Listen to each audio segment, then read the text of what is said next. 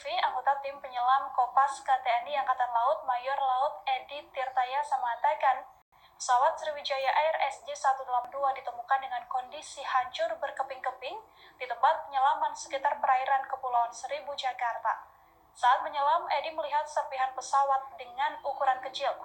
Edi bahkan mengatakan jatuhnya pesawat Sriwijaya Air di perairan Kepulauan Seribu, Jakarta, mirip dengan peristiwa jatuhnya pesawat Lion Air di Karawang, Jawa Barat. Edi melihat serpihan pesawat dengan ukuran kecil saat melakukan penyelaman. Ia kemudian melihat badan pesawat hancur total. Berdasarkan pantauan anggota tim Kopaska TNI Angkatan Laut beberapa kali mengangkut potongan bagian pesawat Sriwijaya Air. Adapun bagian pesawat yang ditemukan antara lain berupa pecahan ban pesawat, pelampung penumpang, bagian kelistrikan pesawat, bagian badan pesawat warna biru merah, moncong pesawat, dan bagian pesawat lain. Bagian pesawat Sriwijaya Air ditemukan di kedalaman sekitar 15-20 meter di sekitar Pulau Lancang dan Pulau Ladi.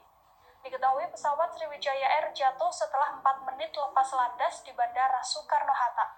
Pesawat tersebut mengangkut 62 penumpang yang terdiri dari 46 penumpang dewasa, 7 anak-anak, 3 bayi, serta 6 kru penerbangan. Pesawat tersebut sedianya hendak berangkat ke Pontianak.